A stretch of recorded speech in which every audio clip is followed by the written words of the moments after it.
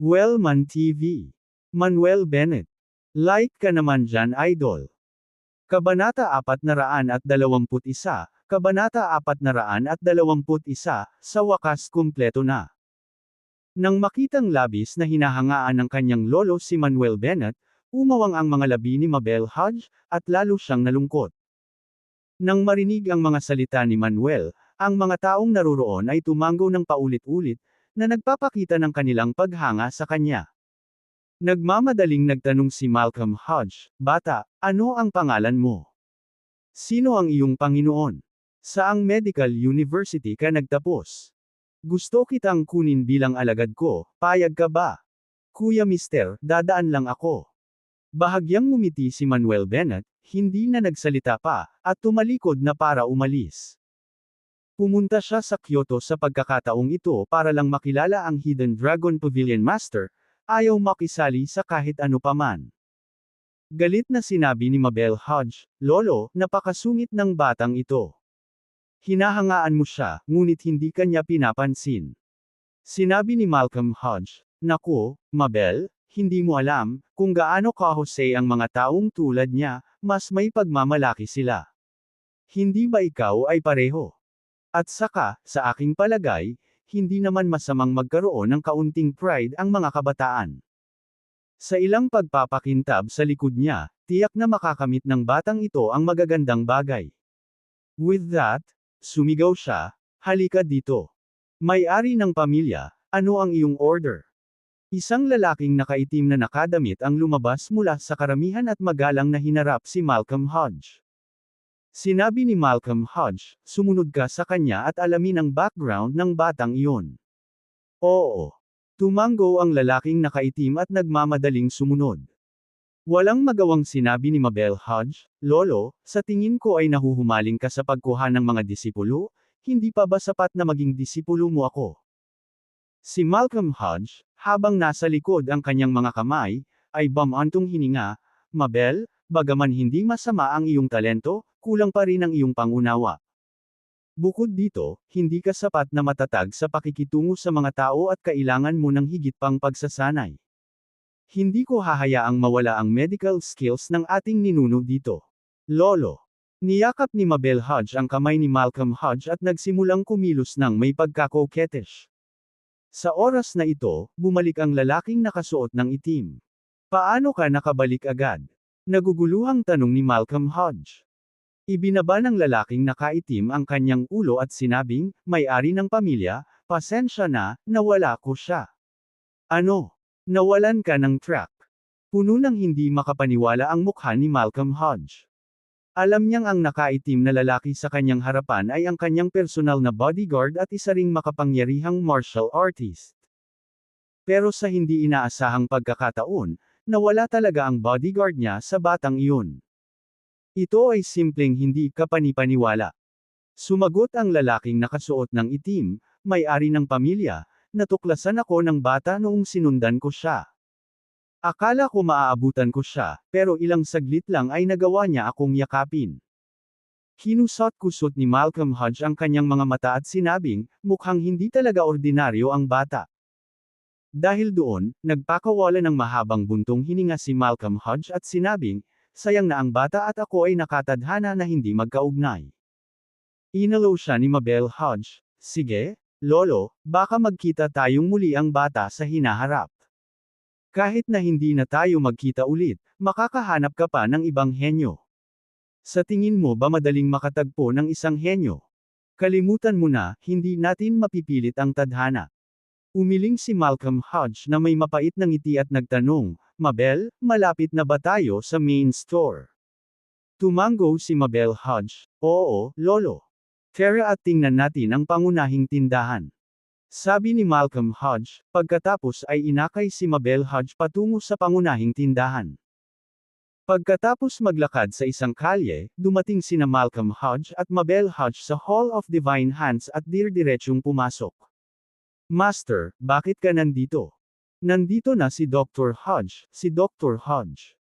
Ang mga manggagamot, katulong, at mga panauhin sa bulwagan ng medisina ay lahat ay dumating upang batiin siya." Kinilala ni Malcolm Hodge ang lahat ng nakangiti, pagkatapos ay tinanong si Mark Shriver, "Mark, naging maayos ba ang medical hall kamakailan?" Magalang na sumagot si Mark Shriver, "Guro, ang bulwagan ng medisina ay normal na gumagana kamakailan, na walang mga isyu." Mabuti. Bahagyang ngumiti si Malcolm Hodge, tumingin sa paligid ng medical hall. Hindi nagtagal, ang kanyang tingin ay bumagsak sa dingding sa may pasukan, kung saan nakasabit ang Human Acupoint Map, at nagmamadaling lumakad. Matapos titigan ng ilang sandali ang 4 na dagdag na pilak na karayom sa Acupoint Map, naging mabilis ang paghinga ni Malcolm Hodge at namula siya. Nanginginig ang buong katawan niya habang nagmamadaling nagtanong, "Sino? Sino ang nagpuno nitong 4 na pilak na karayom?"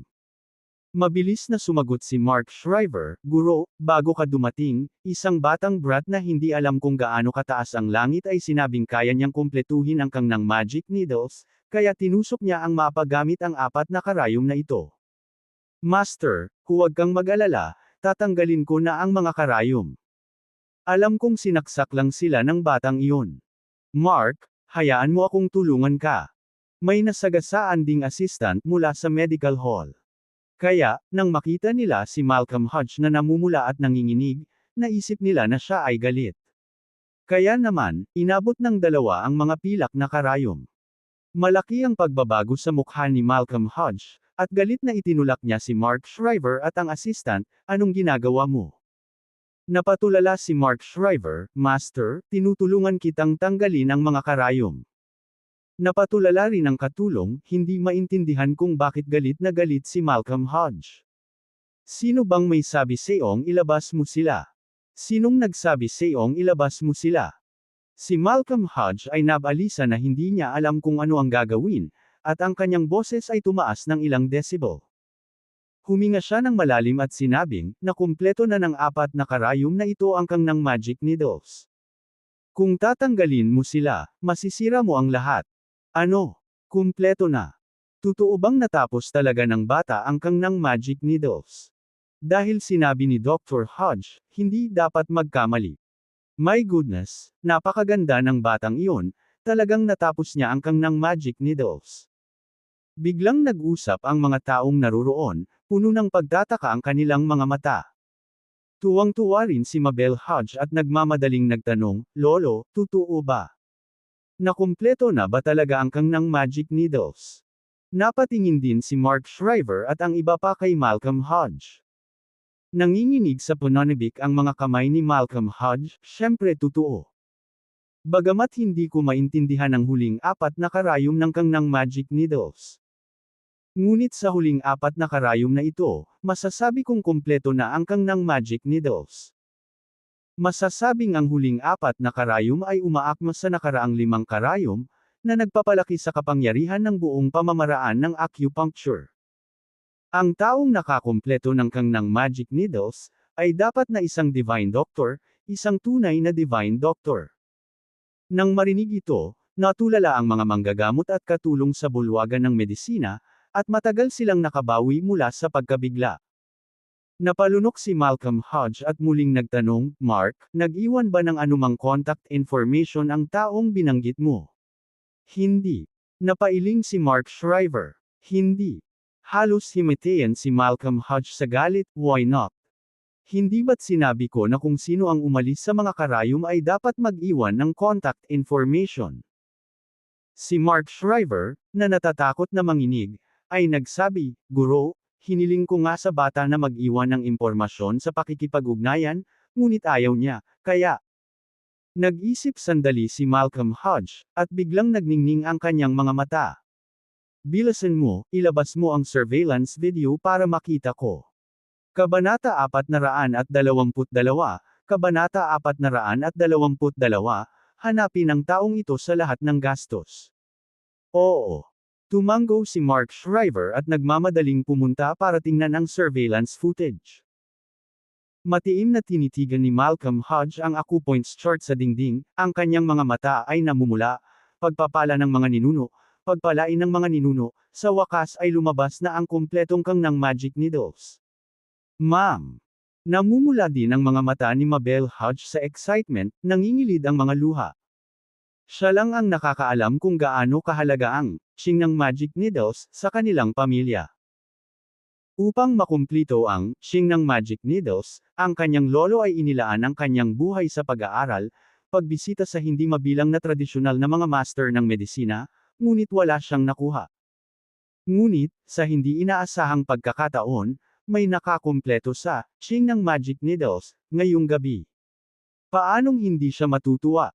Hindi nagtagal, kinuha ni Mark Shriver ang surveillance video. Inabot niya ang mobile phone kay Malcolm Hodge. Kinuha ni Malcolm Hodge ang telepono at binuksan ang isang video sa telepono, pinapanood itong mabuti. Ipinakita sa video na kinukumpleto ni Manuel Bennett ang ching ng magic needles. Matapos masilayan ng malinaw ang mukha ni Manuel Bennett, hindi napigilan ni Malcolm Hodge na mapabulalas, siya ba talaga? Ang batang yun talaga. Nagulat din si Mabel Hodge. Hindi niya inaasahan na ang taong nakakumpleto ng ching ng magic needles ay ang parehong bata na nakilala nila sa kalsada hindi pa nagtagal. Ang bata na patuloy na nagtuturo sa kanyang dalawang pagkakamali. Noong una ay inakala niya na ang bata ay isa lamang bulag na pusa na nabangga sa isang patay na daga at natuklasan ang kanyang mga pagkakamali nang hindi sinasadya. Naisip din niya na hindi may kukumpara sa kanya ang husay sa medisina ng bata. Ngunit sinong mag-aakala na makumplito ng bata ang ching ng magic needles, at isa siyang tunay na banal na doktor. Master, kilala mo ba ang batang ito? Nagtatakang tanong ni Mark Shriver. Isang beses na tayong nagkita. Walang itinago si Malcolm Hodge at ikinwento ang kanilang engkwentro sa daan patungong Mark Shriver at ang iba pa. Matapos makinig sa mga salita ni Malcolm Hodge, lahat sila ay natulala. Divine Doctor. Hindi nila inaasahan na ang binata ay magiging isang banal na doktor. Napalunok ng mariin si Mark Shriver at sinabing, "My goodness, kailan lumitaw ang isang batang banal na doktor sa Kyoto, at hindi namin alam." Huminga ng malalim si Malcolm Hodge, na may ningning sa kanyang mga mata, at sinabing, "Mababago ng taong ito ang kapalaran ng ating pamilya. Kailangan natin siyang mahanap, anuman ang halaga." Malakas na tumango si Mark Shriver at ang iba pa. Pagkatapos ay kinuha ni Malcolm Hodge ang kanyang telepono at tumawag ng sunod-sunod na tawag. Tinitigan ni Mabel Hodge si Manuel Bennett sa video, puno ng masalimuot na emosyon ang kanyang mga mata, "Ulong siya, sino ka ba talaga?" Kasabay nito ay nagpadala si Malcolm Hodge ng mga tao sa buong lungsod na naghahanap kay Manuel Bennett. Nakabalik na si Manuel Bennett sa hotel. Pagkapasok sa silid, naligo si Manuel, pagkatapos ay pumunta sa sala, kinuha ang Medicine King cauldron at ilang mga panggamot na materyales, at nagsimulang magpino ng mga elixir. Bagaman hindi niya kailangan ng marami sa mga elixir mismo. Ngunit kailangan sila ng mga taong nakapaligid sa kanya, kaya mas kailangan niyang maghanda. Kasabay nito, Kyoto City First People's Hospital. Bilang pinakamahusay na ospital sa Kyoto, natipon nito ang pinakamahusay na kagamitang medikal at ang nangungunang talento sa medisina mula sa East Nation. Sa sandaling ito, ang pasukan ng ospital ay napuno ng mga mamahaling sasakyan. At sa isang espesyal na ICU, maraming tao ang naroroon. May mga doktor, nurse, at miyembro ng Cowell family mula sa Kyoto. Ang may-ari ng Cowell family, si Carl Clancy, ay naruroon. Ang pangalawang anak ni Carl Clancy at pangatlong anak na lalaki, sina Bruce Clancy at Damon Clancy, ay naruroon din. Ang Cowell family ay may 3 anak na lalaki, na naging matagumpay sa iba't ibang larangan sa East Nation. Ang panganay na anak ni Cowell, si Denny Clancy, ay nakahiga sa koma sa kama ng ospital. Ilang oras ang nakalipas, si Denny Clancy ay biglang nakoma at agad na isinugod sa Kyoto. "Doktor, kumusta na po ang anak ko, bakit hindi pa po siya nagigising?" Tumangala si Carl Clancy sa grupo ng mga doktor at matalim na tanong. Sumigaw si Bruce Clancy, "Kung hindi mo mapapagaling ang aking kuya, ililigaw ko kayong lahat." Kinakabahang sinabi ng isang dumadating na manggagamot, "Mr. Clancy, pagkatapos ng aming maingat na pagsusuri, ang katawan ni Commander Clancy ay napakalusog, at walang mga problema." Nagdilim ang mga mata ni Carl Clancy at sinabing, dahil walang isyu ang anak ko, bakit hindi pa siya nagigising? Nanginginig ang attending physician, hindi kami sigurado tungkol dyan. Ang daming tanga. Nagmura si Carl Clancy at naliligaw. Kung tutuusin, si Denny Clancy ang pinag-ayos niya bilang kahalili niya. Pero sinong mag-aakala na biglang babagsak si Denny? Sinabi ni Bruce Clancy, pare, ano ang dapat nating gawin ngayon? Hindi maaaring ma-accident ang aking kuya. Kumunot ang noo ni Damon Clancy, pare, laging nasa mabuting kalusugan si kuya, paanong biglang nagkaproblema ang kanyang katawan? Sa oras na ito, maingat na sinabi ng isang doktor ng tradisyonal na gamot, Mr. Clancy, sinuri ko lang ang katawan ni Commander Clancy. Bagamat walang anumang isyo ang katawan ni Commander Clancy, tila may kakaibang enerhiya sa kanyang katawan. Sa palagay ko ay maaari nating hilingin kay Dr. Hodge na pumunta. Oo, si Dr. Hodge ang unang banal na doktor sa Kyoto at ang presidente ng East Nation Traditional Medicine Association. Baka mapagaling siya ni Dr. Hodge. May isa pang sumingit. Ngumuso si Carl Clancy at sinabing, kahit hindi mo sabihin, hihilingin ko sana kay Dr. Hodge na pumunta. Kasabay nito, tinawag ni Carl Clancy si Malcolm Hodge. Pagkatapos ng tawag sa telepono, nagmamadaling nagtanong si Bruce Clancy, pare, darating ba si Dr. Hodge? Sabi ni Carl Clancy, sabi ni Dr. Hodge pupunta siya kaagad, hintayin natin. Nakahinga ng maluwag si Bruce Clancy at sinabing, mabuti iyan, mabuti iyon. Matapos maghintay ng wala pang 20 minuto, itinulak ang pinto ng ward. Pumasok sina Malcolm Hodge at Mabel Hodge. Dr. Hodge, sa wakas nandito ka na. Sinalubong siya ni Carl Clancy na may nakakalokong ngiti. Pagbati, Dr. Hodge. Dahil nandito si Dr. Hodge, maliligtas si Commander Clancy. Magalang na bumati sa kanya ang mga doktor na naruroon. Nang makitang dumating na rin si Mabel Hodge, napangiti si Carl Clancy at sinabing, Adrian, matagal na, lalo kang gumaganda. Pagbati, Lolo Clancy. Magalang na bati ni Mabel Hodge. Ngumiti si Carl Clancy at tumango, pagkatapos ay sinabi kay Malcolm Hodge, Dr. Hodge, pakis-uri si Denny ngayon. Hindi ko alam kung anong nangyari, bigla na lang siyang nahimete. Huwag kang mag-alala, Mr. Clancy, susuriin ko ngayon si Commander Clancy. Sagot ni Malcolm Hodge at naglakad papunta sa bedside para kunin ang pulso ni Denny Clancy. Makalipas ang ilang minuto, binawi ni Malcolm Hodge ang kanyang kamay at ikinunot ang kanyang mga kilay. Dr. Hodge, ano pong problema ni Denny? Nagmamadaling tanong ni Carl Clancy.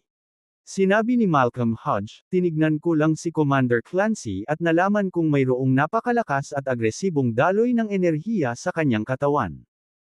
Ang daloy ng enerhiya na ito ay nagmumula sa kanyang puso at kumalat sa kanyang mga panloob na organo, na nagdulot ng malaking pinsala. Kung hindi makukuha sa oras, si Commander Clancy ay maaaring maging isang talunan at nakahiga sa kama sa natitirang bahagi ng kanyang buhay. Ano? Biglang nagbago ang mukha ni Carl Clancy, become a loser. No, absolutely not. Hindi natin hahayaang maging talunan si Kuya. Dr. Hodge, pakiusap, iligtas ang aking kuya. Sina Bruce Clancy at Damon Clancy ay nakiusap na may pananibik sa kanilang mga boses, na nagmamakaawa kay Malcolm Hodge. Carl Clancy also pleaded, Dr. Hodge, please save Denny. He's still so young. He can't fall now. Napabuntong hininga si Malcolm Hodge at sinabing, hindi ko magagarantiya na maaari kong kunin ang daloy ng N-animria na ito, ngunit susubukan ko ang aking makakaya. Kabanata 423, Kabanata 423, dapat maghayganti sa sama ng loob. Nagmamadaling sinabi ni Carl Clancy, sige, Dr. Hodge, mangyaring kumilos ka agad. Tumango si Malcolm Hodge, pagkatapos ay sinabi kay Adrian Spence, Adrian, dalhin mo ang mga karayom. Lolo, narito. Binuksan ni Adrian Spence ang kahon ng gamot, inilabas ang isang kahon ng mga pilak na karayom, at iniabot kay Malcolm Hodge. Tinanggap ni Malcolm Hodge ang silver needle box, kinuha ang isang silver needle, at sinabing, Mr. Clancy, tanggalin ang butones ng shirt ni Commander Clancy. Okay. Tugon ni Carl Clancy at mabilis na hinubad ang shirt ni Denny Clancy. Pagkatapos, ang mga kislap ng kinang ay lumitaw sa mga mata ni Malcolm Hodge, agad niyang ginamit ang true chi sa loob ng kanyang katawan at kinamayan ang kanyang kanang kamay. Whoosh! Sinamahan ng nakakasilaw na asul na liwanag, ang isang pilak na karayom ay patuloy na dumapo sa isang akupoint sa dibdib ni Denny Clancy at nagsimulang bahagyang manginig. Ito na kaya ang kangnang magic needle, na nasa ikalima sa listahan ng Divine Needle. Sa katunayan, ito ay kakilakilabot. Karapat-dapat na maging presidente ng East Nation Medicine Association ng Wago, gamit ang air transport needles, talagang kamangha-mangha. Natatakot ako na hindi ka makakahanap ng pangalawang tradisyonal na practitioner ng gamot sa buong East Nation na makakalaban ni Dr. Hodge.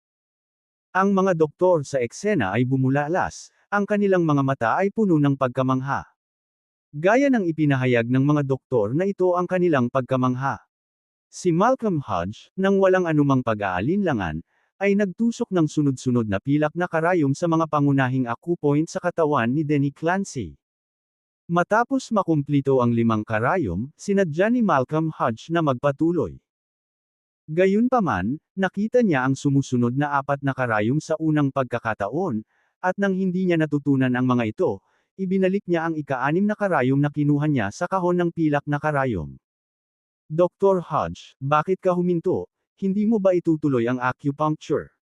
Naguguluhang tanong ni Carl Clancy. Sumagot si Malcolm Hodge, sa ngayon, natutunan ko lang ang unang 5 karayom ng kangnang magic needle, kaya hindi na ako makakapagpatuloy pa. Gayunpaman, kahit na hindi ko nagawang pangunahan ang daloy ng chi palabas ng katawan ni Commander Clancy, nagawa kong panatilihin itong matatag. Tinitiyak nito na sa loob ng kahit isang linggo, ang daloy ng chi na ito ay hindi patuloy nakakalat. Ibig sabihin hindi pa rin gumagaling. Blankong tanong ni Carl Clancy. Napabuntong hininga si Malcolm Hodge, ikinalulungkot ko na wala akong magawa. Upang tunay na mapagaling si Commander Clancy, kailangan pa rin nating humingi ng mas mahusay na tulong. Ano? Napatulala si Carl Clancy.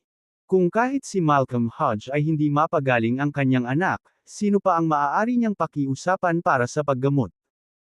Sa orihinal, sinadya ni Malcolm Hodge na banggitin na ang binata, na kukumpleto sa kangnang magic needle, ay maaaring makapagpagaling sa kanya. But on second thought, hindi siya nagsalita. Kung tutuusin, hindi sigurado kung mahahanap nila ngayon ang binatang iyon. Sa sandaling ito lang, dahan-daang nagmulat ng mga mata si Denny Clancy na kanina ay walang malay. Gising na siya, gising na si Kuya. As expected of Dr. Hodge kagigising lang ni Kuya. Tuwang-tuwa sina Bruce Clancy at Damon Clancy. Anak ko. Tuwang-tuwa si Carl Clancy at mabilis niyang hinawakan ang kamay ni Denny Clancy. Ama. Mukhang naliligaw si Denny Clancy, bakit ako nandito? Sabi ni Carl Clancy, hindi mo ba alam? Bigla kang nahimite sa North River Base. Si Solomon at ang iba pa ang nagdala sa iyo.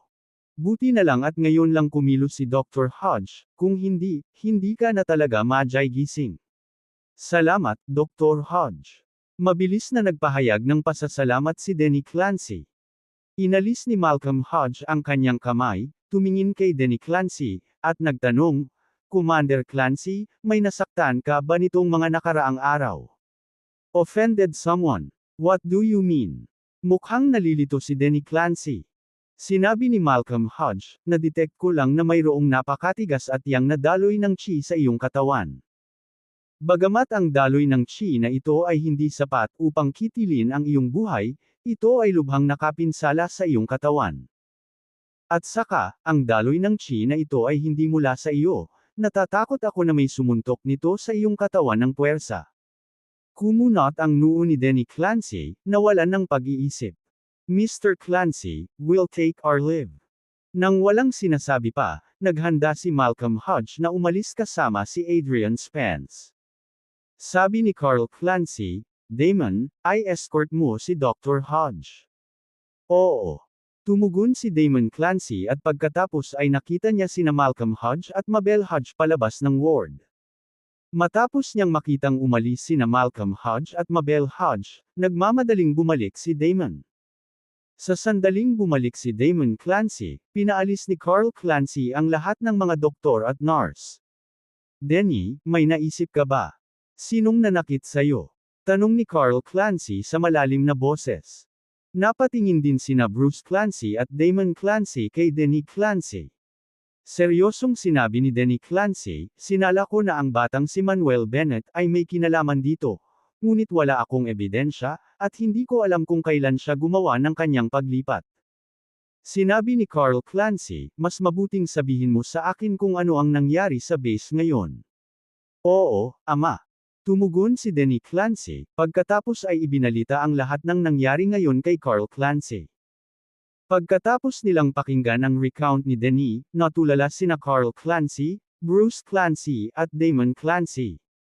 Sumigaw si Bruce Clancy, Kuya, ang batang iyon ba ay talagang kakilakilabot?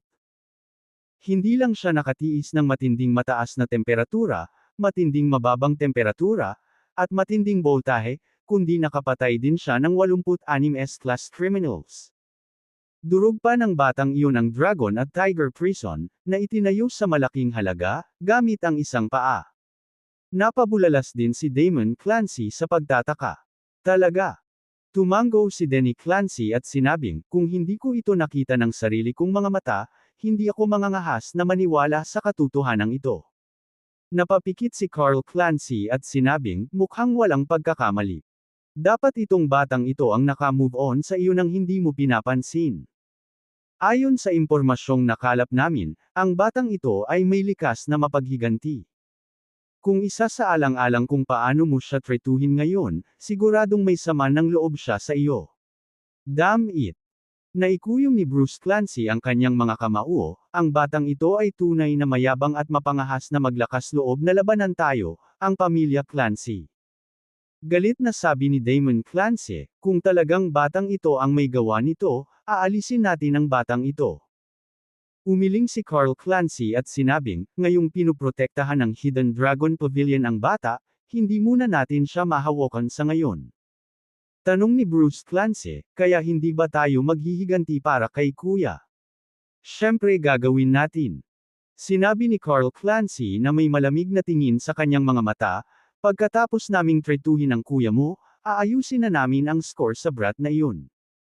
Kung gagawa tayo ng hakbang, gagawin natin ito sa lakas ng kulog at lipulin ang brat na iyon. Oo. Mariing tumango sina Denny Clancy, Bruce Clancy, at Damon Clancy. Maaga kinaumagahan. Beauty Hotel. Sa isang marangyang suite. Ang sikat ng araw ay dumaloy sa mga bintanang mula sahig hanggang kisame. Half. Si Manuel Bennett ay huminga ng isang subo ng maputik na chi, pagkatapos ay inilagay ang huling batch ng mga elixir na kanyang pinino sa isang maliit na bote ng porselana na binili niya sa kalye noong nakaraang gabi. Sa pagtingin sa hanay ng maliliit na bote ng porselana sa kanyang harapan, tumango si Manuel Bennett bilang kasiyahan. Pagkatapos ng isang gabing pagsisikap, nagpino siya ng ilang Gathering Spirit Pills, Nurturing Origin Pills, at Replenishing Chi Pills na dapat tumagal ng mahabang panahon sa mga nakapaligid sa kanya. Matapos ilagay ang mga elixir at ang Medicine King Cauldron sa storage ring, naghilamo si Manuel Bennett sa banyo, pagkatapos ay bumaba para mag-almusal. Pagkatapos ng almusal, tinawag siya ni Solomon Talbot, na nagsasabing naghihintay siya sa labas ng pinto. Habang papalapit siya sa entrance ng hotel, nakita niya ang isang itim na Range Rover na nakaparada sa pintuan. Nakatayo sa tabi ng kotse sina Solomon Talbot at Nathaniel Marquis. Magandang umaga, Mr. Bennett. Nakangiting bati ni Solomon Talbot habang naglalakad. Magandang umaga, Team Leader Talbot. Lumakad din si Manuel Bennett. Mr. Bennett, paano ka nagpahinga kagabi? Tanong ni Solomon Talbot. Nakatulog ako ng maayos. Tumugon si Manuel Bennett, at pagkatapos ay nagtanong, pupunta ba tayo ngayon sa Hidden Dragon Pavilion Headquarters? Talaga. Tumango si Solomon Talbot. Pagkatapos nito, sumakay sina Manuel Bennett at Solomon Talbot sa kotse at inihatid sila ni Nathaniel Marquis sa Hidden Dragon Pavilion Headquarters. Kabanata 424, Kabanata 424, Nakatagong Dragon Pavilion. Ang kotse ay nagmaneho ng mahigit kalahating oras, pagkatapos ay dumating sa isang business district sa East City District. Pagpasok sa business district, huminto ang sasakyan sa may entrance ng isang gusali. Ang skyscraper ay tumaas sa 32 palapag, na may mga salitang, Dragon Might Group, sa matitibay at gininto ang mga karakter sa karatula. Mr. Bennett, nandito na tayo. Sabi ni Solomon Talbot at lumabas ng sasakyan. Sinundan siya ni Manuel Bennett palabas ng sasakyan na may pagkasilaw na ekspresyon. Pumunta si Nathaniel Marquis para ay parada ang sasakyan. Pagtingin sa gusali sa harap niya, si Manuel Bennett ay natulala, Team Leader Talbot, sasabihin mo ba sa akin na ito ang headquarters ng Hidden Dragon Pavilion? Oo, tama iyon. Nakangiting tumango si Solomon Talbot. Ha! Medyo nabigla si Manuel Bennett, Team Leader Talbot, hindi ba dapat ang isang misteryosong organisasyon tulad ng Hidden Dragon Pavilion ay matatagpuan sa ilang nakatagong bulubunduking lugar o sekretong base? Paano ito naririto? Tawa ng tawa si Solomon Talbot, Mr. Bennett, you don't understand this at all. Ito ay tinatawag na blending in plain sight. Tara, pasok na tayo. Habang nagsasalita siya, dirdiretsyong naglakad si Solomon Talbot papasok sa gusali. Nagmamadaling sumunod si Manuel Bennett. Pagpasok sa gusali, nakita nila ang maraming lalaki at babae na nakasuot ng business attire, abalang ginagawa ang kanilang mga gawain, na mukhang walang pinagkaiba sa mga ordinaryong staff. Nang makitang pumasok si Solomon Talbot, nakangiting binati siya ng lahat. Magandang umaga, Team Leader Talbot. Magandang umaga, sa lahat. Nakangitiring tugon ni Solomon Talbot. Matapos makapasok sa elevator, pinindot ni Solomon Talbot ang button para sa ika-30 palapag. Pagkasara ng pinto ng elevator. Hindi na napigilan ni Manuel Bennett ang kanyang curiosity at nagtanong, Team Leader Talbot, Hidden Dragon Pavilion is a mysterious organization in East Nation, so why is it a company? Nakangiting paliwanag ni Solomon Talbot, ang aming Hidden Dragon Pavilion ay parehong misteryosong organisasyon at isang malaking kumpanya. Sa ibabaw, ang aming Hidden Dragon Pavilion ay isang lehitimong kumpanya na may malawak na hanay ng mga industriya na kumalat sa buong bansa. Ngunit sa mga anino, ang aming Hidden Dragon Pavilion ay isang mahiwagang organisasyon na lihim na humahawak ng ilang mahihirap na problema para sa East Nation. Oh! Sa wakas ay naunawaan ni Manuel Bennett, so ibig sabihin, ang Hidden Dragon Pavilion ay isang mahiwagang organisasyon na itinago bilang isang kumpanya. Tama iyan, eksakto. Nakangiting tumango si Solomon Talbot. Nagtanong muli si Manuel Bennett, lahat ba ng empleyado sa kumpanyang ito ay pambihirang individual mula sa buong mundo? Hindi naman lahat. Umiling si Solomon Talbot, na nagsasabing, kalahati ng mga tao sa aming kumpanya ay mga pambihirang individual mula sa buong mundo, habang ang kalahati ay mga ordinaryong tao. Mukhang nagulat si Manuel Bennett, hindi ba malalantad ang mga pambihirang individual na iyon pagkatapos ng mahabang panahon kasama ang mga ordinaryong tao? Sumagot si Solomon Talbot, ang aming Hidden Dragon Pavilion ay may malinaw na mga panuntunan. Subukang iwasang ipakita ang mga kakayahan ng mga pambihirang individual sa harap ng mga ordinaryong tao. Siyempre, kung matuklasan nga sila, agad nating buburahin ang mga alaala nila. Sa madaling salita, ang layunin ng ating Hidden Dragon Pavilion ay upang mahawakan ang mahihirap na isyu para sa East Nation nang hindi nagdudulot ng panik sa publiko. Halimbawa, ang aming Hidden Dragon Pavilion ay kasangkot sa mga kaganapan tulad ng Dragonfall Incident sa Yingko taon na ang nakalipas, ang Philadelphia Zombie Incident, at ang Geomantic Battle sa pagitan ng East Nation at Socorro Country. Naiintindihan ko. Tumango si Manuel Bennett, na may mas malinaw na pagkaunawa sa Hidden Dragon Pavilion. Team Leader Talbot, totoo ba ang mga dragon sa mundong ito? Biglang tanong ni Manuel Bennett. Ano sa tingin mo? Tumugon si Solomon Talbot na may nakakabinging ngiti. Sinabi ni Manuel Bennett, ang mundo ay malawak at puno ng mga kababalaghan, kaya naniniwala ako na may mga dragon. Hahaha. Tawa lang ng tawa si Solomon Talbot at hindi na nagsalita pa. Hindi nagtagal, nakarating sila sa 30th floor sa elevator. Pagkalabas ng elevator, sinundan ni Manuel Bennett si Solomon Talbot patungo sa office area. Pero pagpasok pa lang nila sa office area, kumunat ang noo ni Manuel Bennett at biglang sumipa sa ere sa harapan niya. Walang tao roon, ngunit isang muffled thud resounded. Susunod na segundo. Boom! Isang malakas na pagsabog ang nagmula sa isang pader na mahigit 10 metro ang layo. Aw aw aw! Sinamahan ng pag-iyak, lumitaw ang isang figure mula sa manipis na hangin. Medyo malazwa siyang binata, naka-shorts lang at wala ng iba. Invisibility skill. Pinanengkitan ni Bennett ang lalaki. Dahil sa kaguluhan ay napalingon ang mga tao sa office area. Natigilan si Solomon Talbot at nagtanong, Mr. Bennett, anong nangyari? Ngumisi si Bennett, nang papasok ako, naramdaman ko ang lalaking ito na palihim na papalapit sa akin at sinusubukang ibaba ang aking pantalon. Kaya hindi na ako nag-isip at sinipa ko na lang siya. Pinunasan ni Talbot ang kanyang noo at sinabing, Batch Shaw, ano ang ginagawa mo?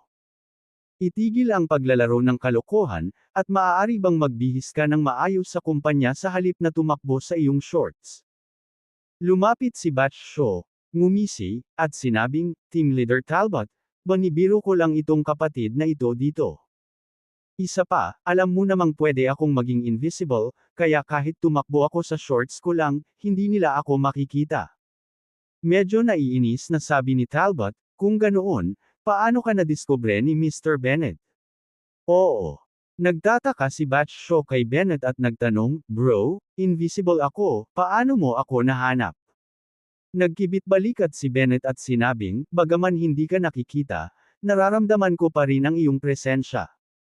At saka, basta i-activate ko ang heavenly eye ko, wala kang matatakbuhan kahit invisible ka.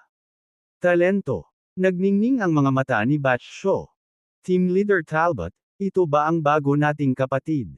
Bago pa makapagsalita si Talbot, isang bihis na ayos at mukhang tapat na binata sa malapit ay biglang nagsabi, Batch Shaw, sabi ng dod na ito, napakagaling mo sa kakayahang ito, nakapunta ka na ba sa paligan ng mga babae? Nang marinig ang mga salita ng lalaki, biglang nagulat si Manuel Bennett at tumingin sa paligid. Hindi niya sinabi ng malakas ang mga salitang iyon. Iniisip niya lang iyon sa kanyang puso. Namula si Batch Shaw, at tumawa, Kuya, may mga bagay tayong alam na dalawa, hindi na kailangang sabihin, ha? Naguguluhan na tanong ni Bennett, Team Leader Talbot, paano niya nalaman ang iniisip ko? Paliwanag ni Talbot, ang pangalan ng lalaki na ito ay Sharon Whelan. Ang kanyang kakayahan ay telepathy. Hanggat gusto niya, mararamdaman niya ang iniisip ng sinuman sa atin dito. Damn! Napakunot noo si Bennett sa gilid ng kanyang bibig at sinabing, ang kakayahan ng lalaking ito ay parang surot. Tumawa si Talbot at sinabing, lahat tayo ay nababagabag din sa kanyang kakayahan. Kaya, ang Pavilion Master ay partikular na nag-utos sa kanya na huwag basta-basta tumingin sa iniisip ng mga tao. Hindi napigilan ni Bennett na matawa, bagay talaga ang lalaking ito. Sabi ni Talbot, Mr. Bennett, dapat nandito na agad ang Pavilion Master. Dadalhin kita sa opisina para hintayin siya. Sige. Tumango si Bennett. Pagkatapos, dinala ni Talbot si Bennett sa opisina ng Pavilion Master. Sa daan. Curious na tanong ni Bennett, Team Leader Talbot, ilang grupo ang naroon sa Hidden Dragon Pavilion? Ipinaliwanag ni Talbot, ang Hidden Dragon Pavilion ay may kabuuang 5 grupo.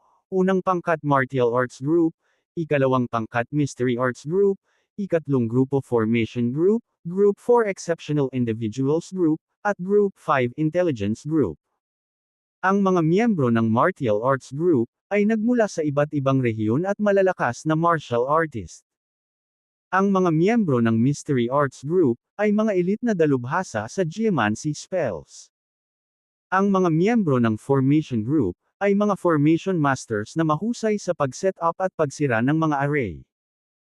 Ang mga miyembro ng Exceptional Individuals Group ay may mga likas na espesyal na kakayahan o nagising na mga espesyal na kakayahan, tulad nina Batch Shaw at Sharon Whelan. Ang mga miyembro ng Intelligence Group ay kumalat sa buong East Nation at maging sa mga pangunahing lungsod sa ibang bansa, na dalubhasa sa pangangalap ng katalinuhan. Kabanata 425, Kabanata 425, Boris Moore. Ang istruktura at dibisyon ng paggawa sa iyong Hidden Dragon Pavilion ay napakalinaw, hindi masama. Nagkomento si Mr. Bennet habang ang kanyang tingin ay nahulog sa isang batang babae sa hindi kalayuan. Ang maliit na batang babae ay may mukha ng sanggol, mukhang kaibig-ibig sa isang topknot, nakasuot ng puting damit na prinsesa, at nakaupo sa isang mesa na kumakain ng lollipop. Gayunpaman, sa sandaling ito, tahimik na lumitaw si Sharon Whelan na parang multo sa tabi niya. Itinuro niya si Mr. Bennet at sinabi sa maliit na si Lolita, "Leader," sabi ng lalaking ito, "isa kang malambot at cute na Lolita na madaling itulak." "Ikaw, nanay." Si Mr. Bennet ay tinitigan ng masama si Sharon Whelan, na sana ay maipit siya nito at bugbugin. Sa katunayan, naisip ito ni Mr. Bennet kanina, ngunit hindi niya inaasahan na sasabihin ito ng taong ito ng malakas. "Ano? Anong sabi mo?" Ibinaling ng maliit na Lolita ang kanyang ulo upang tingnan si Mr. Bennet. Ang kanyang mga mata ay dilat at bilog. Pagkatapos, sa isang crack, kinagat niya ang kanyang lollipop sa kalahati. Kaagad pagkatapos, tumalon siya pababa mula sa desk. Ang susunod na segundo, mga tunog ng basag. Sinamahan ng isang serye ng mga ingay ng pagsabog ng buto. Sa isang iglap, ang humigit kumulang 5 talampakan ang taas na maliit na Lolita ay lumaki hanggang halos 10 talampakan ang taas. Ang kanyang mga kalamnan ay isa-isang namamaga, sumabog ang kanyang prinsesa na damit, kasama ang kanyang masikip na panloob na kasuotan na nakaunat din. Bagamat nagbago ang anyo ng munting Lolita, nanatiling pareho ang kanyang anyo, cute at kaibig-ibig, kaya kakaiba ang kanyang hitsura. Holy crap! Isang muscle Barbie. Napaawang ang bibig ni Mr. Bennet, at para siyang bata sa harap ng matanda kapag nakatayo sa harap nitong matipunong babaeng ito. Naghahanap ng pambubugbog. Ang maliit na Lolita ay sumigaw sa isang malambot at kaibig-ibig na tono, na inihampas ang kanyang higanteng kamao sa mukha ni Mr. Bennet.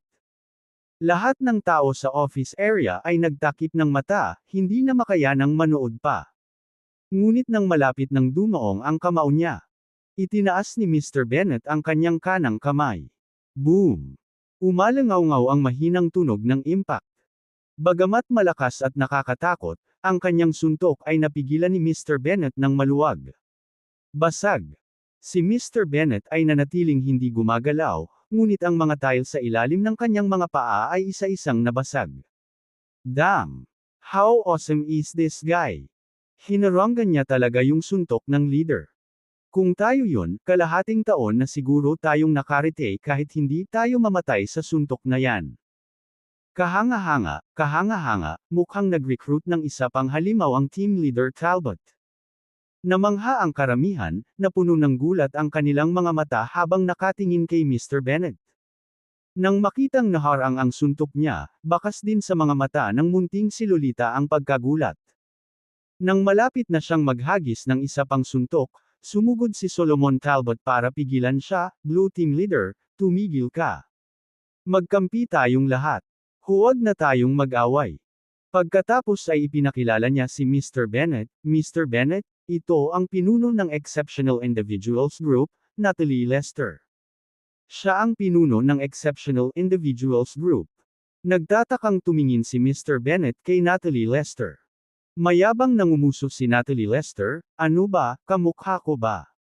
"Oo, sobra." Tumango si Mr. Bennet at bumantong hininga, "As expected, parang leader, parang team members." "Ano ang ibig sabihin nito?" Nanlaki ang mga mata ni Natalie Lester nang gumawa siya ng hakbang para muling magsimula ng away. Sa sandaling ito, isang nagmamadaling boses ang umalangaw-ngaw. "Leader, masama ito. Isang malaking problema ang nangyari. Nag-aaway na naman ang Fire Beast at Water Monster." Kasunod nun, Isang figurang parang kidlat ang sumugod mula sa labas, na lumitaw sa harap ng lahat. Si Mr. Bennet ay tumingin sa lalaki. Siya ay may matangkad, payat na katawan at isang ordinaryong mukha, ang uri na hindi makikilala sa karamihan. Gayunpaman, ang taong ito ay medyo mabilis, marahil ay isang espesyal na kakayahang gumagamit.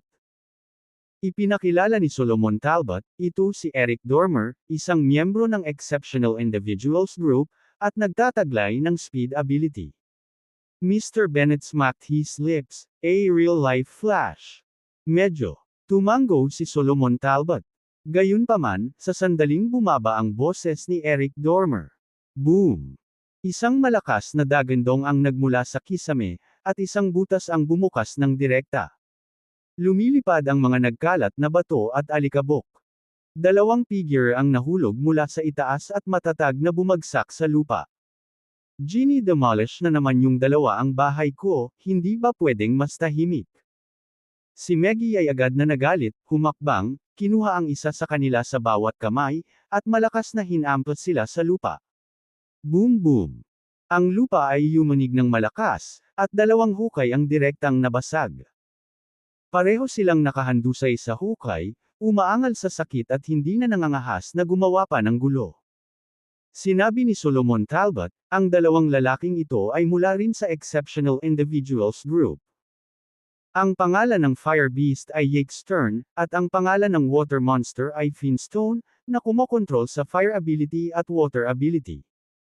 Ang dalawang ito ay palaging hindi magkatugma, at nag-aaway sila tuwing nagkikita sila. Oh! Tumango si Manuel Bennet, pakiramdam na kakaiba ang mga tao rito. Sa sandaling ito, isang magandang figure ang pumasok. Ito ay isang babae, nakasuot ng itim na masikip na damit, na may mataas na nakapusod. Bagamat hindi gaanong kagandahan ang kanyang hitsura, napakasarap sa paningin. May pakiramdam ng kabayanihan at pagmamalaki sa pagitan ng kanyang mga kilay at mata. Lalo na ang mga binti ng babae, na mahaba at tuwid, ay perpekto para sa pagiging isang modelo ng binti. Higit sa lahat, ang babaeng ito ay mayroon talagang mid-stage na Great Grandmaster cultivation. Magandang umaga, Wind Team Leader. Sunod-sunod na binati ng lahat ang babaeng ito. Ngunit nang dumaan ang babaeng ito kay Manuel Bennet. Itinuro ni Sharon Whelan si Manuel Bennet at muling nagsalita, Wind Team Leader, sabi ng taong ito na napakahaba at tuwid ng iyong mga binti, kaya niyang makipaglaro sa kanila sa loob ng isang buong taon. Naghahanap ng kamatayan. Narinig ito ng babae at agad na sumigaw ng malamig, winalis ang kanyang binti patungo kay Manuel Bennet. Whoosh! Ang binti ay nagwalas na parang latigo, humahampas sa hangin, gumawa ng sunod-sunod na sonic booms. Damn you! Nagmura si Manuel Bennet kay Sharon Whelan. Ang taong ito ay patuloy na nagsasabi ng kanyang mga saloobin ng malakas, siya ay isang hukay sa paglalakad. Pagkatapos, itinaas ni Manuel Bennet ang kanyang kaliwang kamay, at sabay, putok, hinaranggan niya ang sipa ng babae. Ngunit hindi tumigil doon ang babae, itinaas niya ang kanyang kaliwang paa habang binawi ang kanyang kanang paa at muling humarap kay Manuel Bennet. Mabilis na itinaas ni Manuel Bennet ang kanang braso at hinarang muli ang sipa ng babae. Lider ng koponan ng hangin, itigil ang pakikipaglaban, itigil na ngayon din. Ang taong ito dito ay isang panauhin na inimbitahan ng Pavilion Master. Mabilis na tumakbo si Solomon Talbot at pumagitna sa dalawa. Malamig pa rin ang tingin ng babae kay Manuel Bennet, halatang hindi kumbinsido. Sinabi ni Solomon Talbot kay Manuel Bennet, Mr. Bennet, ito ang pinuno ng Mystery Arts Group, si Lucy Franklin, at ang successor din ng East Nation Wind Marvel Sect. Wind Marvel Sect. Biglang nagulat si Manuel Bennet, kawili-wili, hindi ko inaasahan na may kapalit na Wind Marvel Sect sa East Nation. Kilala mo ba ang Wind Marvel Sect? Malamig na tanong ni Lucy Franklin. Alam ko ng kaunti. Sumagot si Manuel Bennet, at pagkatapos ay sinasabi ng mga sinaunang alamat na ang anak ni Wilson Fury, ang Wind Marvel Sect, ay nagmana ng 8 trigrams ni Wilson Fury at lumikha ng Wind Marvel Sect, na siyang pinagmulan ng lahat ng Mythgate Invisible Shield Techniques. Malaki ang pagkagulat sa mga mata ni Lucy Franklin. Hindi niya inaasahan na malalaman talaga ng lalaking ito ang pinagmulan ng Wind Marvel sect. Nang si Lucy Franklin ay magpapatuloy sa pagtatanong. Sunod-sunod na boses ang tumunog. Nandito na ang Pavilion Master. Magandang umaga, Pavilion Master. Pavilion Master, matagal na tayong hindi nagkita, lalo kang gamwapo. Lumingon si Manuel Bennett at nakita ang isang binata na nakasuot ng puting suit na pumasok. Siya ay balingkinitan at matangkad, na may mala-espada na kilay at mabituan na mga mata, guwapong hitsura, at pambihirang ugali. Ibinulong ni Solomon Talbot ang pagpapakilala, Mr. Bennett, ito ang ating Hidden Dragon Pavilion Master, si Boris Moore. Siya ang Hidden Dragon Pavilion Master. Si Manuel Bennett ay ganap na napatulala. Naisip niya na ang Hidden Dragon Pavilion Master ay isang matandang may puting buhok. Ngunit hindi niya inaasahan na ito ay isang binata na halos kasing edad niya. Kabanata 426, Kabanata 426, limang mahusay na maharlikang pamilya. Gayunpaman, iniisip ang tungkol sa ilan sa mga taong nakita at nakatagpo niya ngayon. Hindi na ito kakaiba kay Manuel Bennett. Ang mga tao sa Hidden Dragon Pavilion ay pawang hindi kinaugalian sa kani-kanilang paraan. Pinalaki ni Manuel Bennett si Boris Moore. Ngunit, sa kanyang sorpresa, hindi niya makita ang paglilinang ni Boris Moore. Bukod dito, naramdaman pa niya ang isang pamilyar na aura mula kay Boris Moore. Sa oras na ito, pumasok si Boris Moore. Sinulyapan niya ang butas sa kisame at nakasimangot, nagtatanong, sino ang gumawa nito? Sila. Itinuro ng mga taong naruroon ang mukha ng abo na Jake Stern at Finstone. Huminga ng malalim si Boris Moore at same time na sinabi, ang bayad sa pag-aayos ay ibabawas sa iyong sweldo. At saka, simula ngayon, pareho kayong maglilinis ng mga palikuran para sa akin sa loob ng 3 buwan, nakuha ba? Nakuha ko. Sabay na tumugon sina Jake Stern at Finstone, hindi nang ahas na sumagot. Malamig na sumangot si Boris Moore, pagkatapos ay tumayo sa harap ni Manuel Bennett. Bahagyang ngumiti siya at inabot ang kamay kay Manuel Bennett, Mr. Bennett, it's a pleasure to finally meet you. Welcome to the Hidden Dragon Pavilion. Kumusta, Master Moore? Inabot din ni Manuel Bennett ang kanyang kamay. Halika, sundan mo ako sa opisina. Ngumiti si Boris Moore at saka naglakad patungo sa opisina. Sinundan ito ni Manuel Bennett. Pagkaalis ni Manuel Bennett at Boris Moore, nagsimulang magtanong ang iba tungkol sa background ni Manuel Bennett mula kay Solomon Talbot.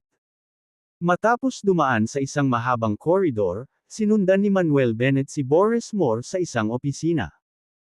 Ang opisina ay napakalaki, maluwag at maliwanag, na may bintanang mula sahig hanggang kisame na tinatanaw ang buong Kyoto.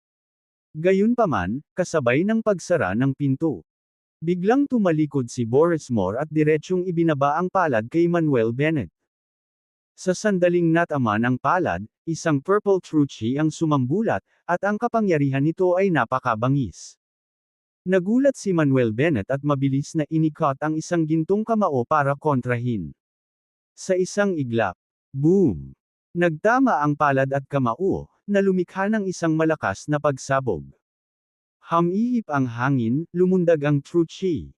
Nagsimulang manginig ang buong opisina, at maging ang buong palapag. Sa sandaling ito, sa lugar ng opisina sa labas ng opisina. Naramdaman ni Solomon Talbot at ng iba pang nag-uusap ang pagyanig ng buong sahig, at biglang nagbago ang kanilang mga mukha. Holy shit, anong nangyayari? Si Master Moore ba ay nagsimulang makipag-away sa lalaking iyon? Hindi napigilan ni Batch Shaw na mapasigaw. Nagdududang sabi ni Sharon Whelan, hindi tama. Nag-uusap lang at nagtatawanan si Master Moore kanina, bakit sila mag-aaway? Nagkatinginan din ang iba, hindi alam ang nangyari sa opisina. Sa oras na ito, sa opisina, napanatili ni Manuel Bennett at Boris Moore ang kanilang mga posisyon sa pakikipaglaban sa kanilang mga damit at buhok na lumilipad, ni hindi umaatres kahit isang hakbang. Ang dingding ng opisina ay tila gawa sa mga espesyal na materyales, na nananatiling hindi nasaktan kahit nasa ilalim ng isang nakakatakot na epekto. Ha ha ha. Tawa ng tawa si Boris Moore, binawi ang kamay at sinabing, Mr. Bennett, pare-pareho lang talaga tayong mga tao. Binawi rin ni Manuel Bennett ang kanyang kamay, pumikit, hindi ko inaasahan na magiging cultivator din si Master Moore. Kaya, si Boris Moore ang unang magsasaka na nakilala niya mula nang siya ay bumaba sa bundok. Bukod dito, maaari niyang tiyakin na ang paglilinang ni Boris Moore ay mas mataas kaysa sa kanya. Kung hindi, hindi niya mararamdaman ang paglilinang ni Boris Moore. Hindi nakakagulat na siya ang Pavilion Master ng Hidden Dragon Pavilion, talagang hindi maarak. Tumango si Boris at sinabi, tama, ako ay isang magsasaka tulad mo. Sa katunayan, marami pa ring magsasaka sa mundong ito na lumalakad sa gitna ng sekular na mundo, ngunit bihira silang makatagpo ng mga ordinaryong tao. Kahit na makaharap sila, hindi nila malalaman. Tumango si Manuel Bennett. Matagal na niyang alam na ang mundong ito ay mas komplikado kaysa sa inaakala niya. Si Boris Moore ay matamang tumingin kay Manuel Bennett at sinabing, Mr. Bennett, mula nang sabihin sa akin ni Solomon Talbot ang tungkol sa iyo, mayroon na akong nag-iimbestiga sa iyo. Alam ko talaga ang lahat ng ginawa mo sa panahong ito. Ikaw ay matuwid, mabait, napupuot sa kasamaan, at matapang, mga katangiang lubos kong pinahahalagahan. Kaya nga gusto kitang makilala.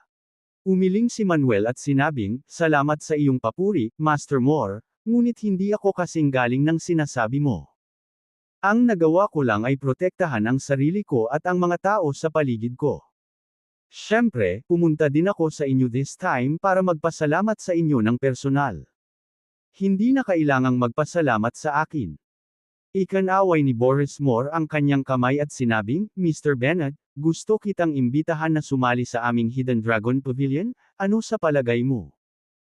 Sinabi ni Manuel Bennett, pinahahalagahan ko ang mabait na intensyon ni Master Moore, ngunit hindi ko kailanman naisip na sumali sa anumang organisasyon. Mr. Bennett, huwag kang magmadaling tumanggi. Ngumiti si Boris Moore at sinabing, ang aming Hidden Dragon Pavilion ay isa sa mga pinakamisteryosong organisasyon sa East Nation, na may pinakamataas na awtoridad at katayuan. Bukod dito, sinusunod lamang namin ang mga utos ng Premier of East Nation, at hindi namin kailangang makinig sa mga utos ng iba. Mr. Bennett, sa pagkakaalam ko, mayroon kang pambihirang kakayahan sa medisina, ang kakayahang labanan ang kapalaran, at buhayin ang mga patay. Hanggat handa kang sumali sa aming Hidden Dragon Pavilion, maaari akong mag-set up ng isang hiwalay na grupo para sa iyo, na tinatawag na Heavenly Medicine Group. Kung sino man ang gusto mong i-recruit bilang miyembro, pananagutan mo yan, hindi ako makikialam. Bukod dito, handa din akong hayaan kang maging Deputy Pavilion Master ng ating Hidden Dragon Pavilion, na nagbibigay sa iyo ng ganap na kalayaan. Kapag wala ako, ikaw na ang mamamahala sa Hidden Dragon Pavilion. Hindi makapaniwalang tumingin si Manuel Bennett kay Boris Moore at nagtanong, Pavilion Master Moore, unang beses pa lang tayong nagkita, at nag-set up ka ng hiwalay na grupo para sa akin at ginawa akong Deputy Pavilion Master ng Hidden Dragon Pavilion. Huwag kang mag-alala na baka masama akong tao at masira ang Hidden Dragon Pavilion. Tawa ng tawa si Boris Moore at sinabing, Mr. Bennett, sa totoo lang, simula nang una kong malaman ang tungkol sa iyo at una kitang makita, alam kong magkamag-anak tayo. Bukod dito, pakiramdam ko ay pamilyar ako sa iyo sa unang tingin, kaya handa akong magtiwala sa iyo. Yumuko si Manuel Bennett at sinabing, salamat sa tiwala mo sa akin, Master Moore, ngunit. Hindi na hinintay na matapos si Manuel Bennett, direktang sumabad si Boris Moore, Mr. Bennett, ngayong nasaktan mo na ang Cowell family ng Kyoto, siguradong hindi ka nila papakawalan ng madali. Dapat mong malaman na sa Kyoto, mayroong 5 great royal families, na siyang nangungunang pamilya ng East Nation, sila Cowell, Lin, Chu, Hua, at Nie. Ang 5 great royal families na ito ay may napakalaking impluensya sa Kyoto at maging sa buong bansa ng East Nation. Lalo na ang Cowell family, na nangunguna, mayroon silang presensya sa halos lahat ng larangan. Biglang nagulat si Manuel Bennett at nagtanong, napakakapangyarihan ng Cowell family. Oo. Tumango si Boris Moore at sinabing, napakakapangyarihan ng Cowell family dahil malakas ang background nila. Hindi lamang sila may background sa secular na mundo, ngunit mayroon din silang background sa immortal sect, na hiwalay sa mundong lupa. Sa ilalim ng dobleng pagpapala ng mga background na ito, maaaring umunlad ang Cowell family. Maging ang aming Hidden Dragon Pavilion, kahit na kaya naming ipilit ang Cowell family, hindi kami nang ahas na lumaban sa kanila ng madali. Background ng Immortal Sect. Mukhang naguguluhan si Manuel Bennett, ano ang ibig sabihin nito? Mr. Bennett, hindi mo ba alam kung ano ang Immortal Sect? Kakaibang tumingin si Boris Moore kay Manuel Bennett. Hindi ko talaga alam. Umiling si Manuel Bennett. Kabanata 427, Kabanata 427, Nag-iipon ng kapangyarihan. Lalo pa itong nakita ni Boris Moore na kakaiba, Mr. Bennett, isa ka ring cultivator, kaya bakit hindi mo alam ang tungkol sa pagkakaroon ng Immortal Sect? Baka hindi ka disipulo ng isang sekta. Hindi. Umiling si Manuel Bennett at sinabi, ang paglilinang na natutunan ko ay itinuro sa akin ng aking guro. Hindi kailanman binanggit sa akin ng aking guro ang Immortal Sect. Nakikita ko. Tumango si Boris Moore bilang pag-unawa, at pagkatapos ay nagpatuloy, sa ating East Nation, bukod sa mga sekta ng ancient martial arts, mayroon ding mga sekta ng Immortal Way. Ang mga sektang ito ng Immortal Way ay nahahati sa dalawang kampo, ang paksayo ng Kunlun Ruins at ang paksayo ng Peyton Immortal Island. Dahil sa puot sa pagitan ng dalawang dakilang Immortal Sect na ito, napakakaunting interaksyon sa pagitan nila. Kunlun Ruins. Peyton Immortal Island. Naramdaman ni Manuel Bennett na parang nagbukas siya ng pinto sa isang bagong mundo, at curious na nagtanong, nasaan itong Kunlun Ruins at Peyton Immortal Island? Hindi naman siguro sila nasa Mount Kunlun at Peyton Island, di ba?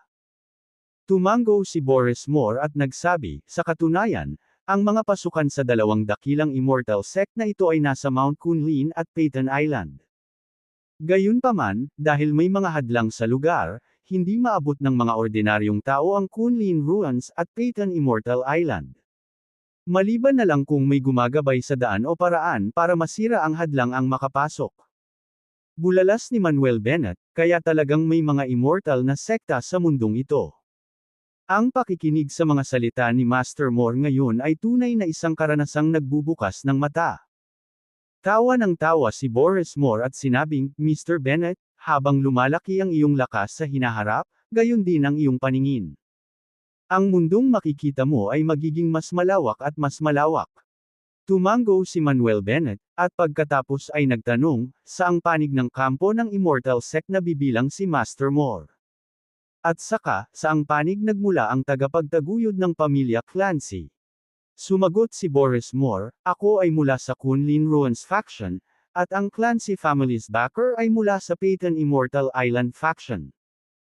Pagkatapos ng isang paghinto, nagpatuloy si Boris Moore, Mr. Bennett, alam ko na ikaw ay isang taong nagpapahalaga sa paghihiganti.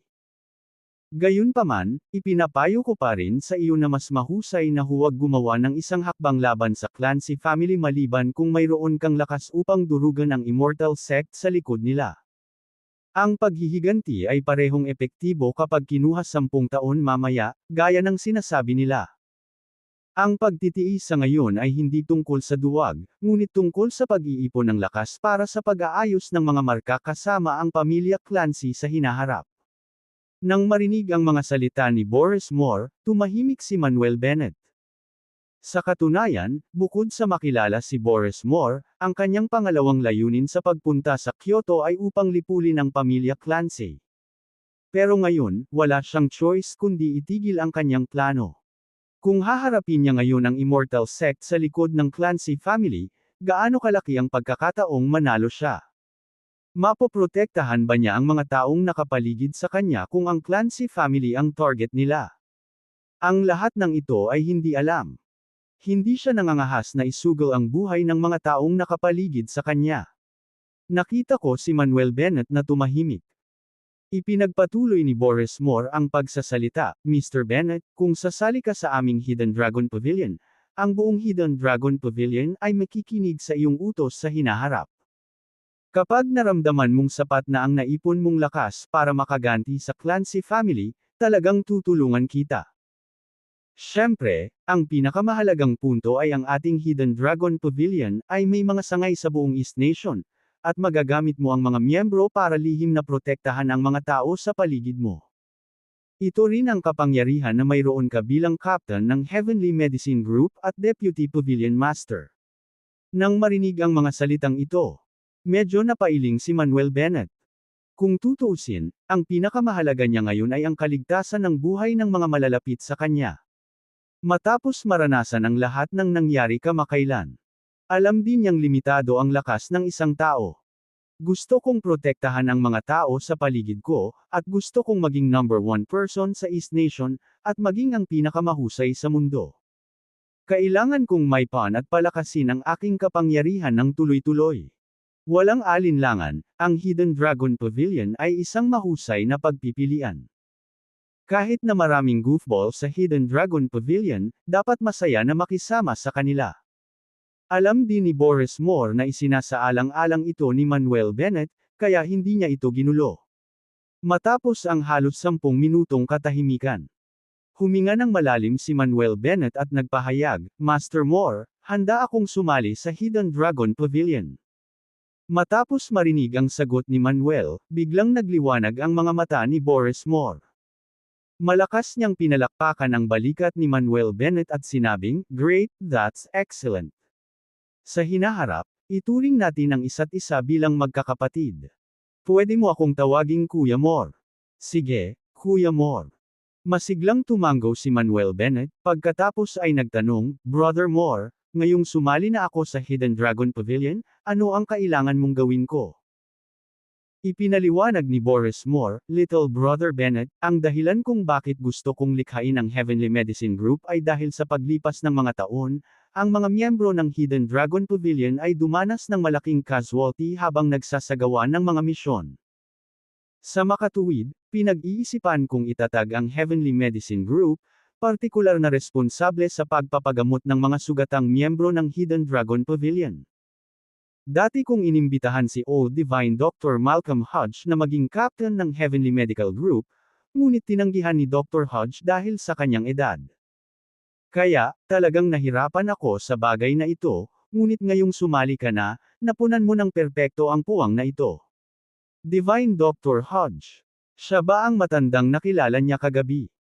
Hindi gaanong nagsalita si Manuel, ngunit kumunot ang noo at sinabing, "Brother Moore, kahit na sumali na ako sa Hidden Dragon Pavilion, hindi ako pwedeng manatili sa Kyoto sa lahat ng oras.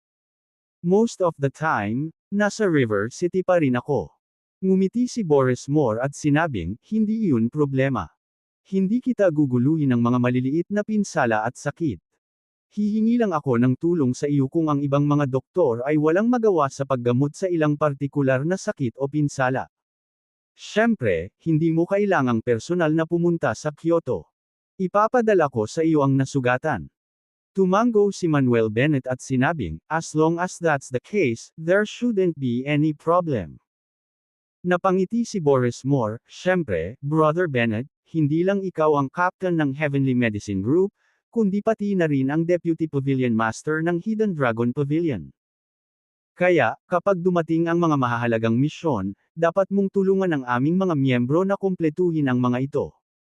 Alam kong nagtataglay ka ng mga pambihirang kakayahan sa medisina, pambihirang walang kamatayang mahika, at walang kapantay na kakayahan. Itong mga talento mo ay hindi masasayang."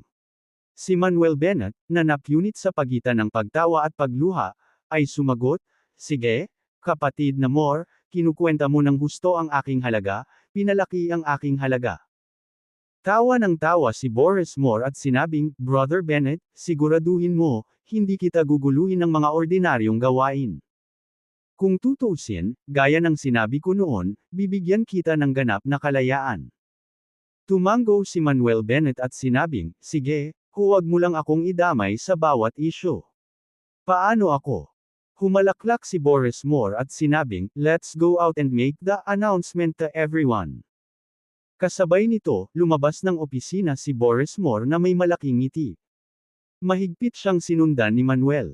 Maya-maya, dumating na ang dalawa sa office area. Huminto si Solomon Talbot at ang iba pa sa kanilang pag-uusap at tumingin sa kanilang direksyon. Nang makita ang nagniningning na mukha ni Boris, bahagyang nagulat si Solomon Talbot. Hindi kaya pumayag si Mr. Bennett. Sa pag-iisip nito, biglang natuwa si Solomon Talbot. Sinulyapan ni Boris Moore ang lahat ng naruroon at malakas na inihayag, "Lahat, may sasabihin ako sa inyong lahat. Mula ngayon, si Brother Bennett ay magiging miyembro ng ating Hidden Dragon Pavilion, na magsisilbing captain ng Heavenly Medicine Group at ang ating Deputy Pavilion Master." Kabanata 428, Kabanata 428, Isagawa ang misyon. Sa sandaling ito ay sinabi. Nagulat lahat ng tao sa kwarto. Ano ba, Pavilion Master, hindi ka nagbibiro ha? Kakasali lang ng batang ito sa ating Hidden Dragon Pavilion, at magtatayo ka ng hiwalay na grupo para sa kanya, at gagawin siyang Deputy Pavilion Master. Ano ang mga merito at kakayahan ng batang ito? Kakasali lang niya sa Hidden Dragon Pavilion at walang credit. Bakit? Tama, hindi ako pumapayag na siya ang captain ng Heavenly Medical Group, o ang Deputy Pavilion Master. Ang lahat ng naruroon ay nagsalita ng isa-isa, na nagpapahayag ng hindi pagsang-ayon. Sumigaw ang team leader na si Talbot, "Lahat, ginagarantiyahan ko sa aking karangalan na si Mr. Bennett ay may malalakas na kakayahan sa lahat ng aspeto. Siya ay ganap na kwalipikado na maging kapitan ng Heavenly Medical Group at ang Deputy Pavilion Master." Back to her soft and adorable appearance, wearing a princess dress, Maggie pouted and said, "Team Leader Talbot, kahit anong sabihin mo, hindi ko siya makikilala." Hindi siya natuwa na pinagtatawanan siya ng lalaki pagdating niya. Malamig ding nagsalita si Renata Lance, "Pavilion Master, hindi ako sang-ayon na ang batang ito ay ang captain ng Heavenly Medical Group at ang Deputy Pavilion Master." Lumubog ang mukha ni Boris Moore, "Kahit aprubahan mo o hindi, nakapagdesisyon na ako. Simula ngayon, si Brother Bennett ang magiging captain ng ating Hidden Dragon Pavilion Heavenly Medical Group at Deputy Pavilion Master." Kasabay nito, naglabas si Boris Moore ng isang gintong plaka at ibinigay ito kay Manuel Bennett, na nagsasabing, "Brother Bennett, ito ang Hidden Dragon Order, mangyaring tanggapin ito." Kinuha ni Manuel Bennett ang plaque. Kasinlaki lamang ito ng palad, mabigat at may nakaukit na mga salitang, "Heavenly Doctor," sa harapan, at ang tatlong maliliit na salitang Deputy Pavilion Master, sa ilalim. Sa likod ng plaque, may nakaukit na mar-angel at nangingibabaw na ulo ng gintong dragon. Nang kunin ni Manuel Bennett ang plaque, sinabi ni Boris Moore kay Solomon Talbot, "Talbot, ilabas kaagad ang balitang ito sa bawat miyembro ng Hidden Dragon Pavilion sa East Nation at sa ibang bansa." Oo. Tumango si Solomon Talbot, kinuha ang kanyang mobile phone, at binuksan ang isang espesyal na app para simulan ang pagpapadala ng mensahe. Nang makitang seryoso si Boris Moore, lahat ng naruroon ay hindi nang ahas na magsalita pa. Gayunpaman, hindi pa rin nila tinanggap si Manuel Bennett, iniisip na maaaring gumamit siya ng mga koneksyon para maging captain ng Heavenly Medical Group at Deputy Pavilion Master. Nang ipinadala ang mensahe ni Solomon Talbot, malakas na nagsalita si Boris Moore, "Ngayon mayroon akong gawain para sa inyong lahat." Nang marinig na si Boris Moore ay magtatalaga ng isang gawain, lahat ng naruroon ay naging seryoso. Nagpatuloy si Boris Moore, "Pagkatapos ng mga taon ng pagsisiyasat, sa wakas ay nakita na namin ang 8 huge tower, na itinayo ng Socorro Country sa aming East Nation. Ang iyong gawain ay sirain ang 8 huge tower, na ito sa lalong madaling panahon. Ipapadala ko ang tiyak na lokasyon ng 8 huge tower, sa iyong telepono mamaya. Humanda ka at umalis ka kaagad." "Kuya Moore, ano itong 8 huge tower?" tanong ni Manuel Bennett na may pagtataka. Mataimtim na sinabi ni Boris Moore, "Noon, ang Socorro Country ay may ligaw na ambisyon at gustong sakupin ang East Nation at ang buong mundo.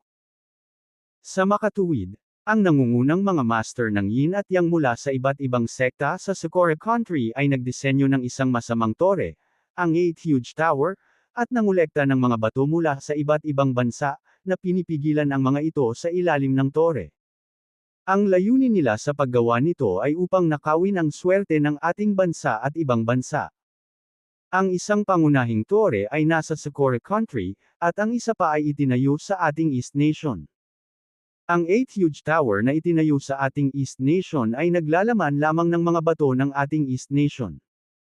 Matapos ang paghahanap sa napakaraming taon, sa wakas ay natagpuan namin ito.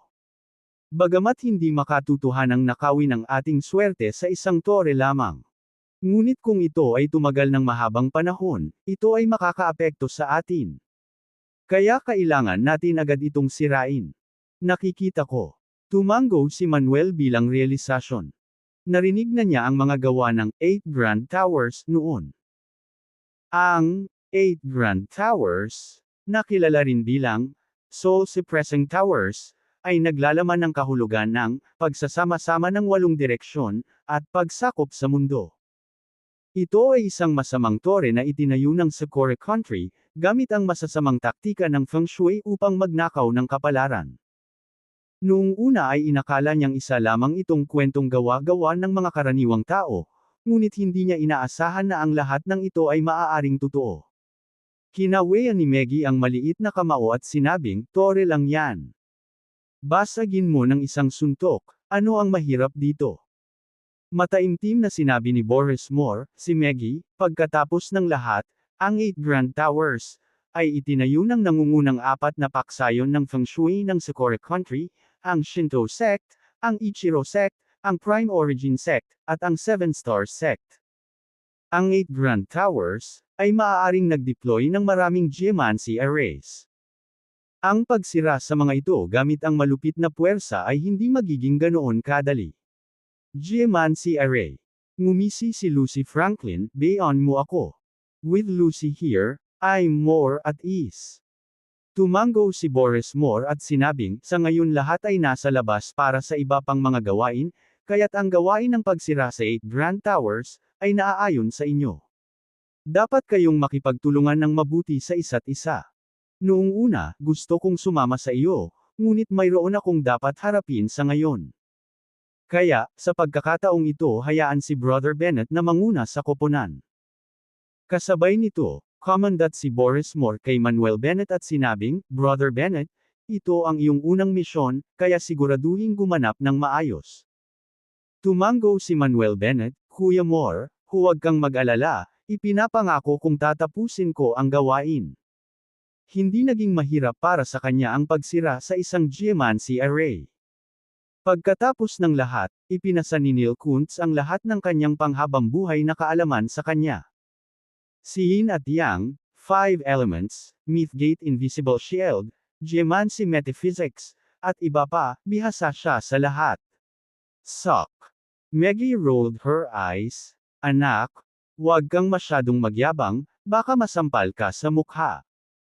Mayabang ding sinabi ni Lucy Franklin, Pavilion Master, iilan lang sa amin ay sapat na, hindi namin kailangan ang batang ito na mamuno. Malakas na sinabi ni Boris Moore, ito ay isang utos, at dapat sundin ng lahat. Alam namin. Mahinang sagot ng lahat. Sige, humanda ka sa pag-alis. Inulit ni Boris Moore ang ilang mga tagubilin at pagkatapos ay umalis. Nang umalis si Boris Moore, pinandilatan nina Lucy Franklin at Maggie si Manuel Bennett at pagkatapos ay naghanda ng mag-isa. Lumapit si Solomon Talbot at bumantong hininga, Mr. Bennett, hindi nila alam ang kakayahan mo, kaya hindi sila naniniwala sa iyo. Huwag mong isa-puso. Ayos lang. Umiling si Manuel Bennett, na nagpapahiwatig na wala siyang pakialam. Nagpatuloy si Solomon Talbot, Mr. Bennett, ito ang iyong unang misyon, kaya siguraduhin gumanap ng maayos.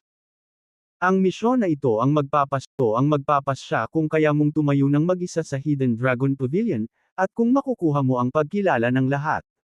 Sinabi ni Manuel Bennett na walang pakialam, ang pangako ko sa misyong ito ay protektahan ang sigla ng East Nation. Kung kaya ko bang tumayo sa Hidden Dragon Pavilion at kung mapapayag ko ang lahat, wala akong pakialam. Well, fine. Walang magawang umiling si Solomon Talbot. Bandang 12 p.m. Sina Manuel Bennett at Solomon Talbot ay nagtanghalian sa isang malapit na restaurant at pagkatapos ay sumakay ng ilang business car papunta sa Kyoto High-Speed Train Station. Pagkatapos ng lahat, ang kanilang destinasyon sa pagkakataong ito ay ang Mount Tai. Matatagpuan ang Mount Tai sa Tain City, na hindi masyadong malayo sa Kyoto. Ang pagsakay sa high-speed na tren ay ang pinakamabilis, na nangangailangan lamang ng halos 2 oras. Bandang 3:00 ng hapon. Dumating si Manuel Bennett at ang kanyang partido sa Tain City High-Speed Train Station. Pagkalabas ng high-speed train station, sumakay sila sa mga sasakyang ipinadala ng lokal na sangay ng Hidden Dragon Pavilion, umalis sa istasyon ng tren, at pumunta sa Blue Sea Hotel sa City Center. Kabanata 429, Kabanata 429, ang 12 haligi ng Dragon. Pagkadating sa hotel, nagtipon si Bennett at ang kanyang grupo sa isang luxury suite.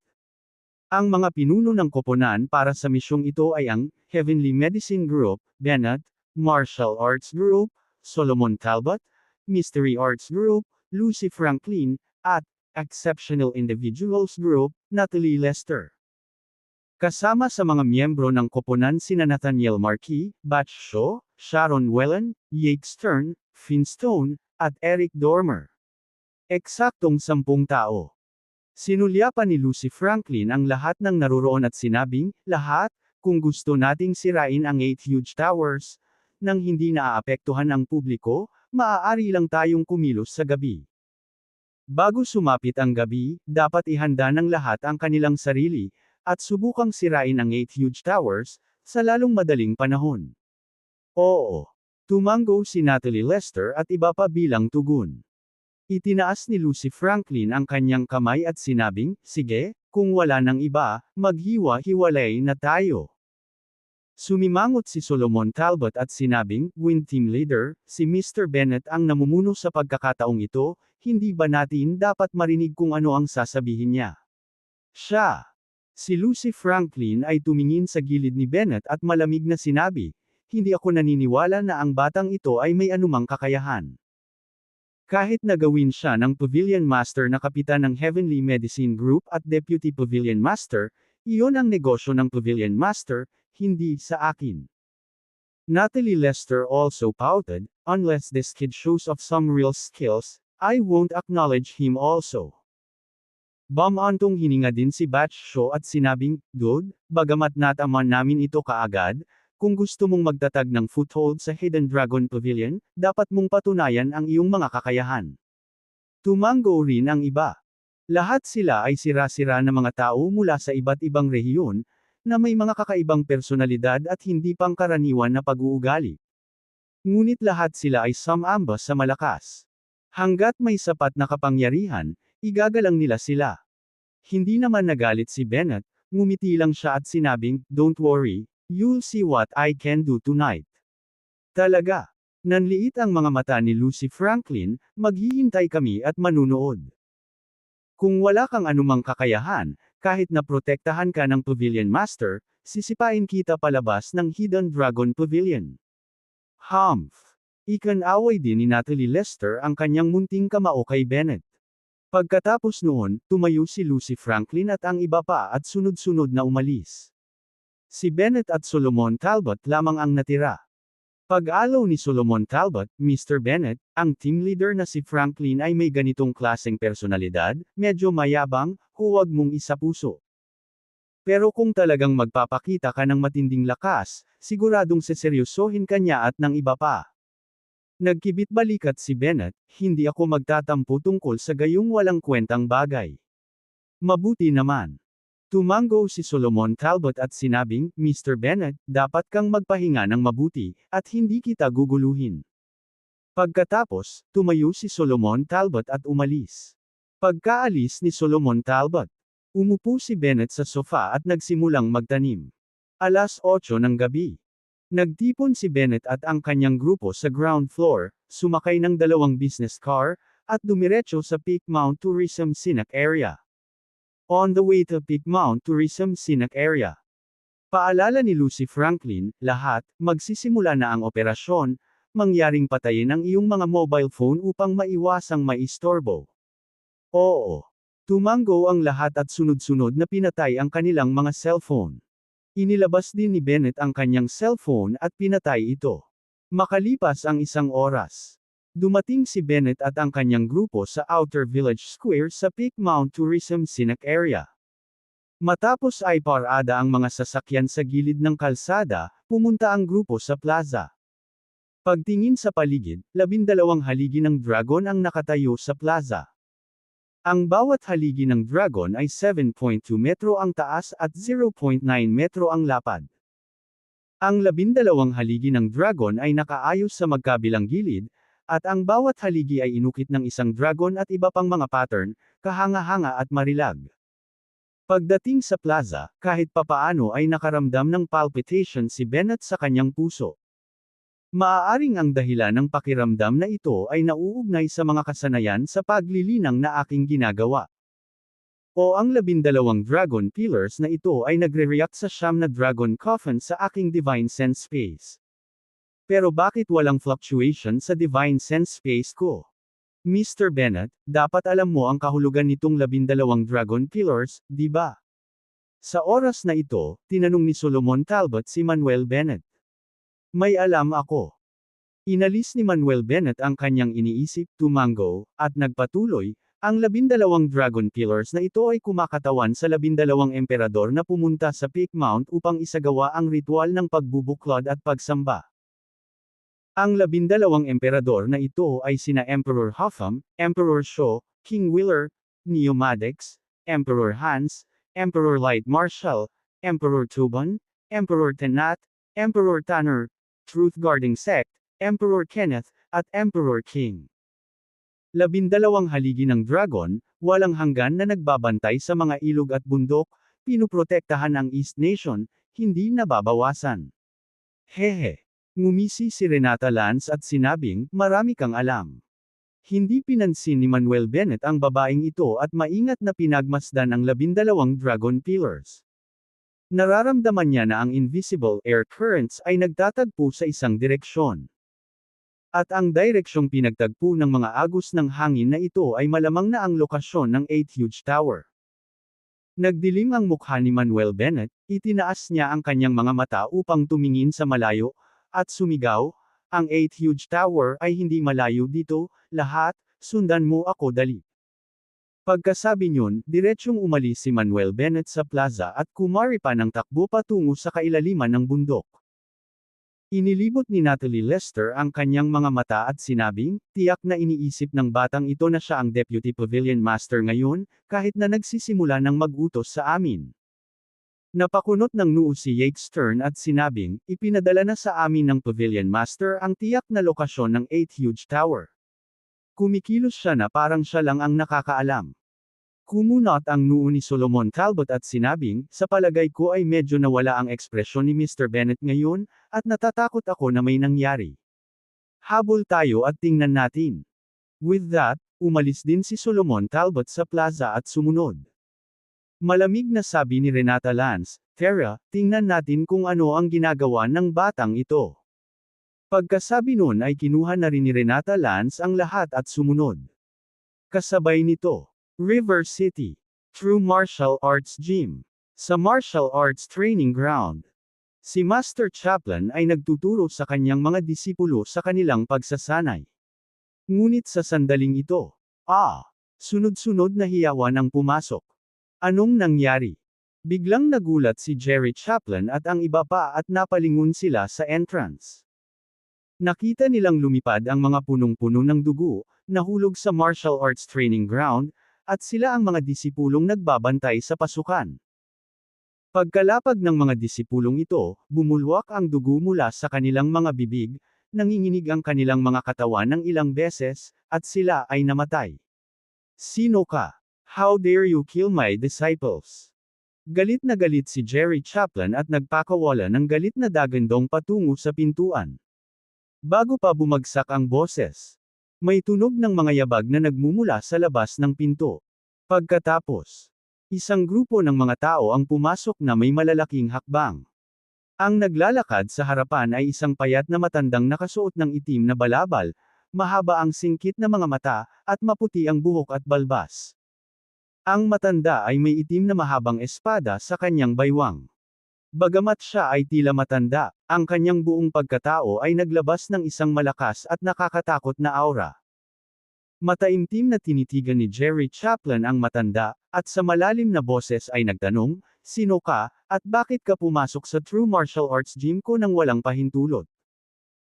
Walang pakialam na nagsalita ang matanda, nagsasalita ng wikang Settled East Nation, "Master Chaplin, ako ang Panginoon ng Divine Martial Arts Door ng Socorro Country, Sinclair Yoshimitsu, at tinatawag akong Divine Martial Honorable, ng mga tao sa mundo." Sinclair Yoshimitsu. Natigilan si Jerry Chaplin at nakakunot ang noo na nagtanong, "Mr. Yoshimitsu, parang hindi kita kilala, at wala rin kaming mga hinaing. Ano ang ibig sabihin ng pagpatay sa aking mga alagad?" Malamig ang tingin ni Divine Martial Honorable at sinabing, "Master Chaplin, kilala mo ba ang apat na tao, sina Sato Taro, Kazuo Nakamura, Sakin Hawkins, at Kenji Yuki?" Kabanata 430, Kabanata 430, bumalik ng 100,000 beses. Nang marinig ang apat na pangalang binanggit ni Sinclair Yoshimitsu, nanliit ng husto ang mga mata ni Jerry Chaplin, mabilis na nagbago ang kanyang mukha. Mukhang naalala ni Master Chaplin. Nagdilim ang mukha ni Sinclair Yoshimitsu, masama niyang sinabi, "Si Sato Taro at ang iba pa ay aking mga disipulo." Gayunpaman, isang mayabang na bata na nagngangalang Manuel Bennett mula sa River City Martial Arts World ang nagpalumpo sa aking apat na disipulo. Sa pagkakataong ito, pumunta ako sa East Nation partikular para ipaghiganti ang aking mga disipulo. Sumagot si Jerry Chaplin, "Paulit-ulit na pinupukaw ng mga taong tulad ni Sato Taro ang ating River City Martial Arts World, kahit na nagbabantang Year-Okon ang ating Martial Arts World sa ilalim ng kanilang mga paa. Paano natin hahayaang mangyari iyon sa River City Martial Arts World?" Naipakita na ang awan ni Mr. Bennett sa pamamagitan ng pagligtas sa kanilang mga buhay, mayroon kang lakas ng loob na maghayganti ng buong katapangan.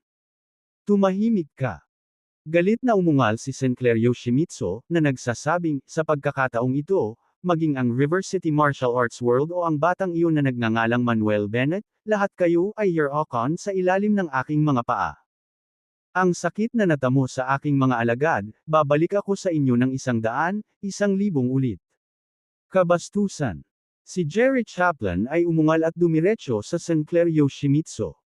Sa kanyang pagpunta sa Sinclair Yoshimitsu, inihanda ni Jerry Chaplin ang True Chi sa loob ng kanyang katawan at hinampas ng palad si Sinclair Yoshimitsu. Gayunpaman, nang malapit ng dumaong ang hampas ng palad ni Jerry Chaplin, marahas na nanginig ang katawan ni Sinclair Yoshimitsu.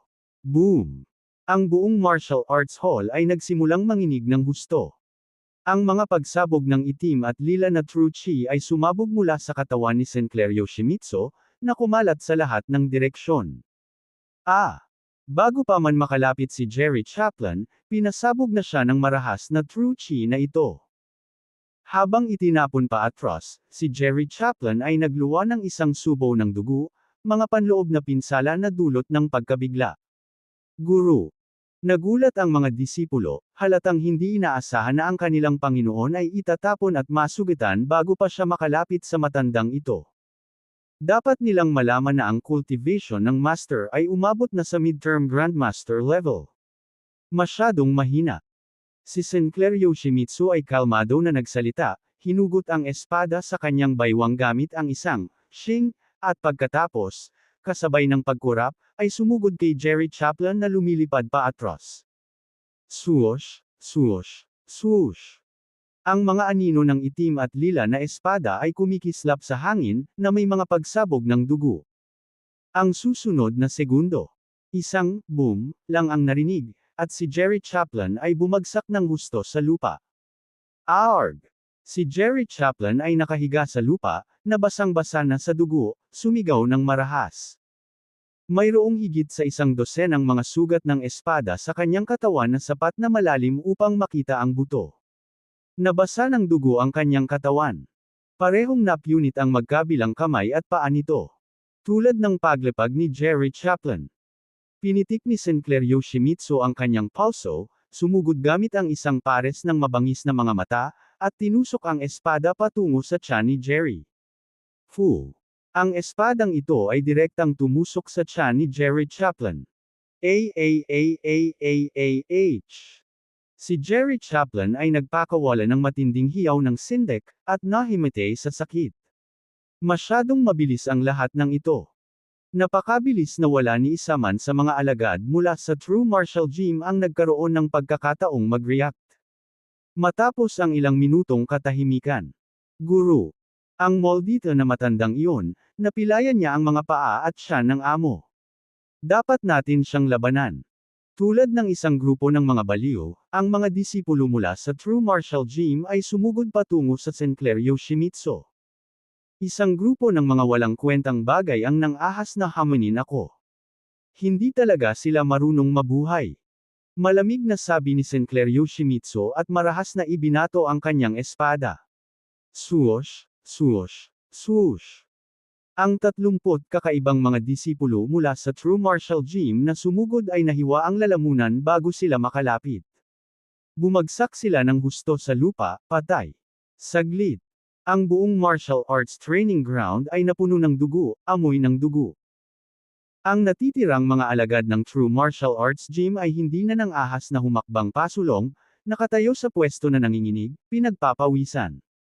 Masyado siyang malakas. Napakalakas ng matandang ito. Isang mid-stage na Grandmaster Hallmaster ang na-disable sa loob ng isang iglap. Hindi ka panipaniwala kung gaano siya kalakas.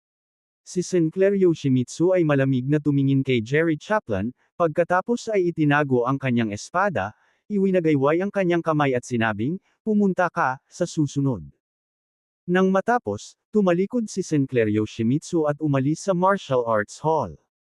Ang mga disipulo ng Divine Martial Sect ay malapit na sumunod sa kanya. Nang umalis si Sinclair Yoshimitsu at ang iba pa, nagmamadaling pumasok ang mga alagad ng True Martial Arts Gym, sumisigaw ng malakas. Hallmaster, gising na, Hallmaster.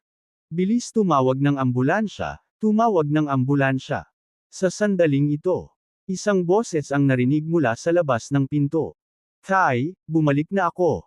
Doon, tumakbong papasok si Jessica Chaplin, nakangiti. Gayunpaman, nang makita niya ang eksena sa martial arts training ground, natigilan siya. May mga bangkay at dugo kung saan-saan, nakakakilabot. "Tay! Tay!" Napasigaw si Jessica Chaplin at nagmamadaling sumugod.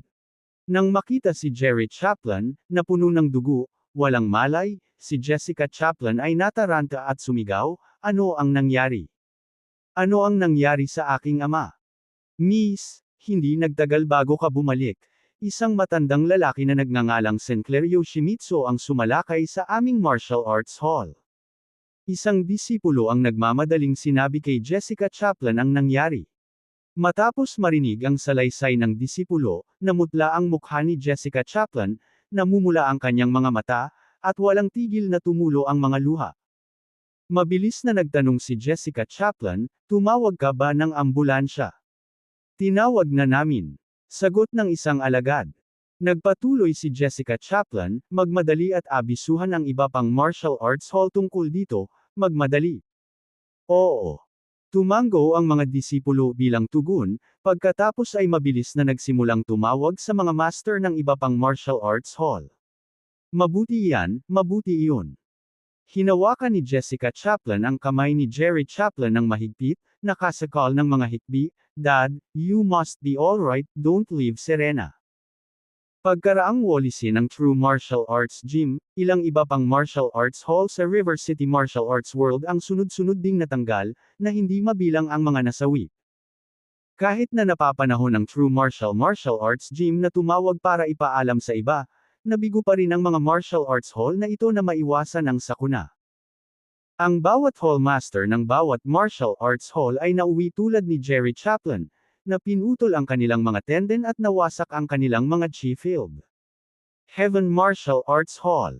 Sa isang silid sa likod bahay. Si David Herdman ay nagmumuni-muni sa kanyang kama. Mula nang uminom siya ng Gathering Spirit Pill na ibinigay sa kanya ni Manuel Bennett, ang kanyang cultivation ay tumalon mula sa isang mid-stage na Grandmaster hanggang sa isang late-stage na Grandmaster. Sa makatuwid, sinusubukan niyang maabot ang Grandmaster Perfection sa panahong ito. Ngunit sa sandaling ito, kumatok, kumatok, kumatok. May galit na kumatok sa pinto. Agad namang nabalisa si David Herdman. Dahan-dahan niyang iminulat ang kanyang mga mata, huminga ng malalim, at sinabing, "Pasok." Itinulak ang pinto. Nagmamadaling tumakbo si Damon Herdman, puno ng gulat ang kanyang mukha. "Tay, may malaking nangyari." Kumunot ang noo ni David Herdman at nagtanong, "Cale, ano ba talaga ang nangyari?" Mabilis na sinabi ni Damon Herdman, "Tay, kakatawag lang ng lahat ng mga pangunahing martial arts hall at sinabing nawalis na ang kanilang mga hall. Lahat ng mga hall masters ay pinutol ang kanilang mga litid at ang kanilang mga chi field ay nawasak." Ano? Ang mukha ni David Herdman ay lubhang nagbago. Agad siyang umupo sa kama at gulat na tanong, "Cale, totoo ba ito?" "Totoo ang lahat." Si Damon Herdman ay tumanggo sa kanyang ulo sa dalamhati.